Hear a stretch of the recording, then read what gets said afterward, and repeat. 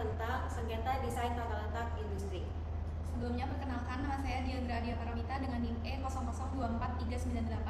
Saya Syifa Karmelianti dengan NIM E0023078. Saya Talia Ariana Alfaiza dengan NIM E00238082. Saya Rajawani Tias dengan NIM E00237071. Saya Aurel Firsa dengan NIM E002378. Saya Renan Haidar dengan NIM E00244998. Peralatan, area kerja, dan alur proses dalam suatu area yang bertujuan untuk mencapai efisiensi, keselamatan, dan efektivitas dalam proses produksi. Jadi, kalau dibayangkan sebuah pabrik atau fasilitas industri, bagaimana mesin-mesin itu disusun, di mana area kerja ditempatkan, bagaimana alur bahan baku mengalir dari satu titik ke titik lainnya, itulah yang disebut sebagai tata letak industri. Pengaturan ini bukan sekedar teknis, melainkan juga merupakan sebuah karya intelektual. Mengapa dikatakan karya intelektual? Karena tata letak yang baik lahir dari proses berpikir, perencanaan mendalam, dan kreativitas seorang perancang. Oleh karena itu, desain tata letak industri diakui sebagai karya intelektual yang memiliki nilai ekonomi dan dapat dilindungi oleh hukum. Yang kedua, memasuki tentang dasar hukum. Terdapat beberapa regulasi yang menjadi landasan penegakan hukum. Yang pertama, Undang-Undang Nomor 28 Tahun 2014 tentang Hak Cipta, khususnya Pasal 40 Ayat 1 huruf K. Pasal ini secara tegas mencantumkan bahwa karya seni terapan yang di dalamnya dapat mencakup desain tata letak industri merupakan salah satu objek yang dilindungi oleh hukum hak cipta di Indonesia. Yang kedua, yaitu Undang-Undang Nomor 30 Tahun 2000 tentang rahasia dagang. Regulasi ini berlaku apabila desain tata letak industri tersebut mengandung informasi rahasia yang memiliki nilai komersial dan dijaga kerahasiaannya oleh pemiliknya. Dalam kondisi seperti itu, penggunaan atau pembocoran desain secara tidak sah dapat dikategorikan sebagai pelanggaran rahasia dagang. Yang ketiga yaitu KUH Perdata. Terdapat dua pasal yang relevan, yaitu pasal 1365 yang mengatur tentang perbuatan melawan hukum. Artinya, siapapun yang secara melawan hukum menggunakan desain tata letak orang lain dan menimbulkan kerugian, wajib mengganti rugi, serta pasal 1238 yang berkaitan dengan manifestasi atau ingkar janji. Yang keempat, masih terdapat peraturan-peraturan terkait lainnya yang dapat diterapkan sesuai dengan konteks dan jenis sengketa yang terjadi. Baik, untuk selanjutnya adalah karakteristik desain tata letak industri. Yang pertama adalah orisinal atau hasil pemikiran kreatif perancang. Desain tata letak industri harus dari ide, kemampuan, dan juga kreativitas perancang dalam mengatur posisi ruang, mesin, peralatan, maupun alur kerja di suatu industri.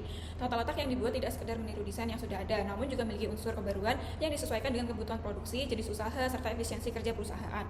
Lalu yang kedua adalah bersifat fungsional, di mana desain tata letak industri ini dibuat dengan tujuan utama untuk menunjang proses operasional agar berjalan secara efektif dan juga efisien. Oleh karena itu, setiap bagian dalam tata letak memiliki fungsi tertentu, misalnya untuk memperlancar arus produksi, memudahkan pengawasan kerja, dan mengurangi pemborosan waktu. Lalu yang ketiga adalah memberikan manfaat ekonomi. Tata letak industri yang dirancang dengan baik dapat memberikan keuntungan ekonomi bagi perusahaan. Pengaturan ruang dan peralatan yang efisien mampu mengurangi biaya operasional, mempercepat proses produksi, dan juga meminimalkan risiko kesalahan kerja. Lalu yang keempat adalah dapat berupa tata letak pabrik, gudang, kantor produksi, jalur perakitan, dan juga area penyimpanan. Desain tata letak industri dapat diterapkan pada berbagai jenis tempat dan kegiatan dalam suatu perusahaan atau industri. Lalu yang keempat adalah pihak dalam sengketa. Yang pertama, pemilik atau perancang desain tata letak. Pemilik atau perancang desain tata letak industri adalah pihak yang menciptakan dan memiliki hak atas desain tersebut. Pihak ini dapat berupa individu, kelompok, maupun perusahaan yang merancang tata letak berdasarkan kemampuan intelektual dan juga kreativitasnya. Lalu yang kedua adalah pihak pengguna atau klien. Pihak pengguna atau klien adalah pihak yang menggunakan desain tata letak industri untuk menjalankan kegiatan usaha atau operasional perusahaan. Lalu yang terakhir adalah pihak ketiga atau kompetitor yang diduga meniru. Pihak ketiga atau kompetitor adalah pihak lain di luar hubungan antara perancang dan klien yang diduga meniru, menggunakan atau memanfaatkan desain tata letak industri tanpa izin dari pemilik. Peniruan tersebut dapat dilakukan dengan cara menyalin susunan tata letak, konsep pengaturan ruang, maupun sistem alur kerja yang memiliki kemiripan substansial dengan desain asli. Baik, setelah kita memahami karakteristik dari desain tata letak industri, selanjutnya saya akan menjelaskan mengenai pihak-pihak yang terlibat dalam sengketa, serta bentuk-bentuk sengketa yang biasanya terjadi. Yang pertama ada pihak dalam sengketa. Dalam sengketa desain tata letak industri, terdapat 3 pihak utama yang biasanya terlibat. Yang pertama adalah pemilik atau perancang desain tata letak. Nah, pihak ini biasanya berupa perusahaan, konsultan, maupun individu yang menciptakan desain tersebut.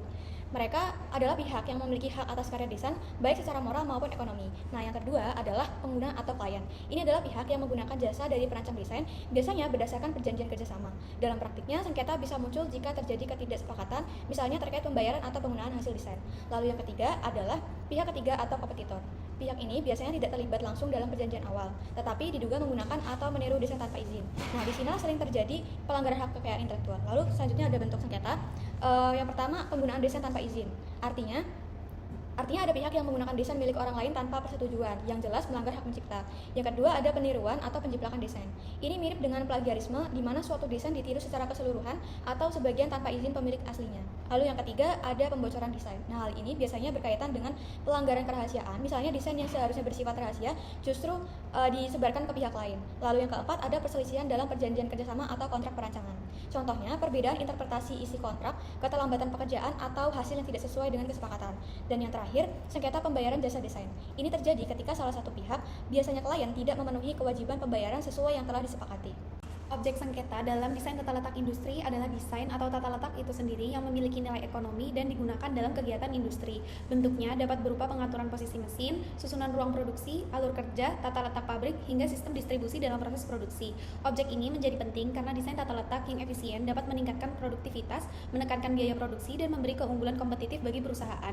Sengketa biasanya muncul ketika desain tersebut digunakan atau ditiru tanpa izin oleh pihak lain. Selain itu, objek sengketa juga dapat berupa pelanggaran isi perjanjian, seperti penyalahgunaan desain oleh pihak yang sebelumnya terkait kontrak kerjasama atau perjanjian kerahasiaan. Dalam praktiknya, objek sengketa tidak hanya digunakan sebagai bentuk fisik tata letak, tetapi juga sebagai hasil karya intelektual yang mengandung unsur kreativitas dan strategi bisnis. Kemudian untuk penyelesaian sengketanya dapat dilakukan melalui dua jalur, yaitu non-litigasi dan juga litigasi. Jalur non-litigasi dilakukan di luar pengadilan melalui negosiasi, mediasi, atau arbitrase dengan tujuan mencapai kesepakatan secara damai, cepat, dan efisien. Cara ini sering dipilih karena dapat menjaga hubungan bisnis para pihak dan mengurangi biaya penyelesaian sengketa.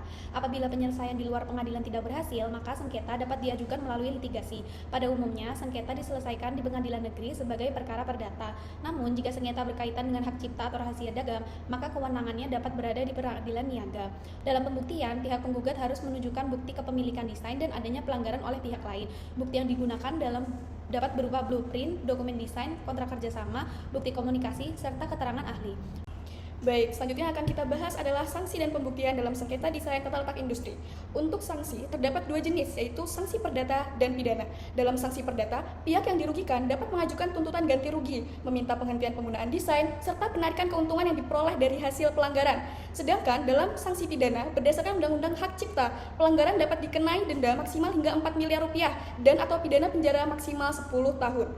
Kemudian, untuk selanjutnya yaitu pembuktian. Terdapat beberapa hal yang dapat dijadikan alat bukti dalam sengketa desain tata letak industri.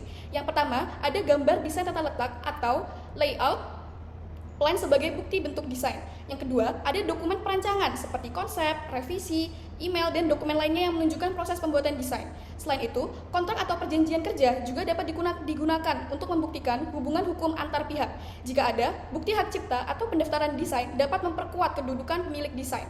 Terakhir, yaitu ada keterangan ahli maupun pihak terkait dapat membantu menjelaskan keaslian dan adanya pelanggaran terhadap desain tersebut. Untuk yang ke-11, pada bagian ini saya akan menjelaskan mengenai upaya penjagaan dalam perlindungan desain tata letak industri. Upaya pertama yaitu membuat perjanjian kerahasiaan atau Non-Disclosure Agreement. NDA digunakan untuk menjaga agar informasi desain tidak disebarluaskan kepada pihak lain tanpa izin pemilik desain.